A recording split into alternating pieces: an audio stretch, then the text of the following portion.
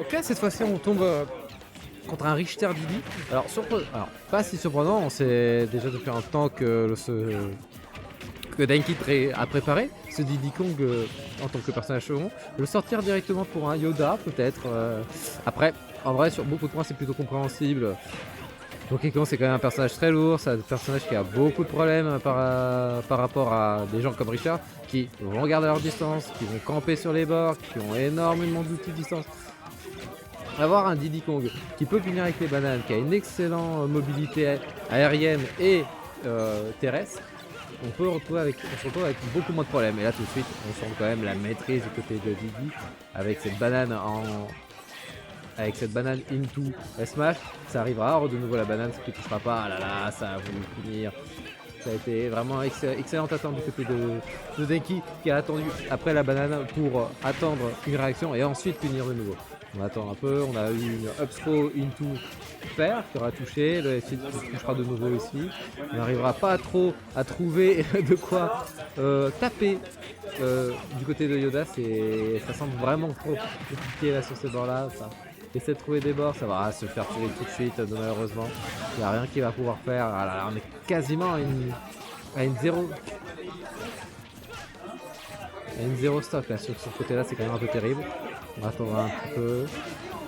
Ok, bah Kirky arrive à toucher, on se fera punir aussi derrière par l'hélice. C'est une situation de l'extra quand même qui est le plus gros point fort du côté d'un Richter. Voilà, ça sera pas suffisant malgré tout. Et là, Lily qui arrive quand même à sortir ses petits combos et à prendre un petit 30%. La banane qui arrivera, la patience pour attendre l'hélice qui retourne. Ça amène sur une session de back air. Ouais, là on sent que tout de suite la rythmique est devenue un peu plus lente au niveau du rythme. C'est vraiment Yoda qui commence à un peu plus reprendre de certaines maîtrises.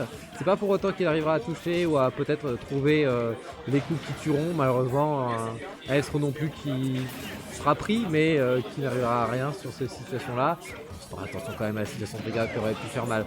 Oh là là, ce Hubby qui n'aura pas touché malgré tout après le hit du boomerang. Quand même 40 secondes qui gratte. Et même en dehors de ça, il va falloir quand même un sacré miracle du côté de Yoda pour se réveiller sur ces situations.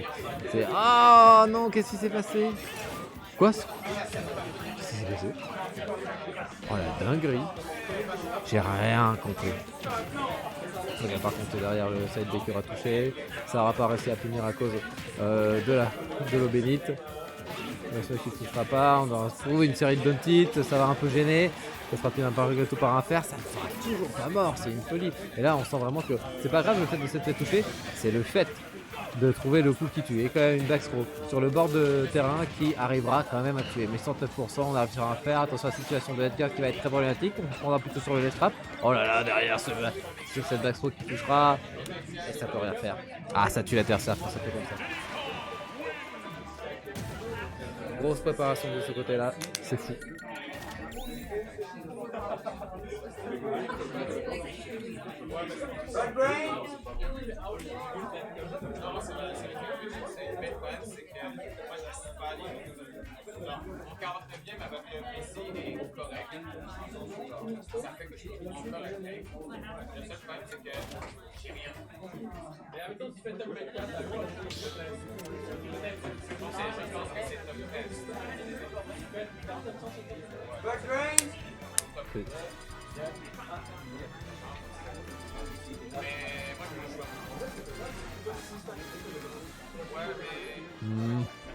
C'est légal ça?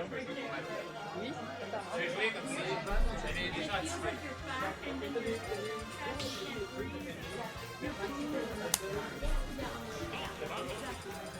Ouais.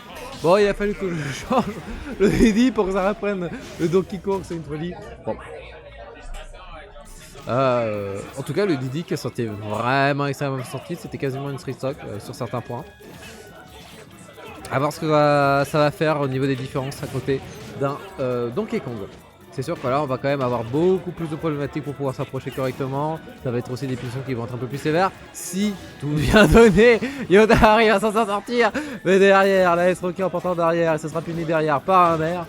Enfin, c'est compliqué hein. Ok, la 2. Ok, double back air, on attend un peu sur le ledge. Voilà, la potion magique qui va faire un peu du mal. Oh là là là, le vrai shield qui était pas si loin derrière. Ça se fera punir derrière par une dash attacking au Bénite. On n'attendra pas. Et derrière, ouais, le Heavy qui prendra un peu plus de punition. Les situations de Edgeguard quand même, de Donkey Kong me paraissent encore mieux maîtrisées et plus effrayantes sur certains bords que ceux de Diddy Kong. On attend un petit peu. C'est sûr qu'aussi les hitbox sont quand même beaucoup plus monstrueuses et c'est pas comme si le cher Richter est aussi bon que ça pour remonter et a des outils pour faire mal dans ces bords là. Donc c'est des risques qui sont vraiment à prendre. Le personnage est quand même lourd du côté de Donkey Kong. Et même s'il y a des petits soucis, s'il descend un peu trop, on a quand même ces bons soucis. Et là derrière le fer. Il faut dire aussi que Tonicity c'est vraiment une bonne mode du côté de Donkey Kong. Je sais pas vraiment si Yoda l'a choisi par dépit au niveau des choix ou si vraiment il pensait qu'il allait s'en sortir un peu mieux, mais je pense que malgré tout c'était pas forcément le meilleur choix. Je comprends l'idée, c'est sûr qu'avoir une map un peu plus courte sur les côtés pour un Richter c'est pas forcément la pire chose, hein. Il faut tuer tôt, surtout face à un Decay, mais là ça sert beaucoup plus Mr. Decay qui va attendre un petit peu derrière la série de titres Smash qui n'aura pas pu connecter derrière. Oh quand même, ça arrive à toucher derrière et cette fois-ci ça sera le Don't It B qui lui touchera du côté de Richter. Ça tuera quand même 60%, je pensais que la map était un peu plus haute que ça, mais ça rate quand même tuer. On a quand même ce deck qui sera dans ces bords là. On est de façon beaucoup trop haut au niveau des pourcentages pour un ding dong. Donc ça va se la jouer un peu plus mano du côté du Decay. Attention à la plateforme, ça peut attendre un peu. On aurait pu avoir des grosses problématiques si ça avait peut-être pris en back air, en back throw pardon, mais ça n'aura pas fait ça. Et derrière le nerf, oh là là, ce B qui aura complètement abattu Yoda.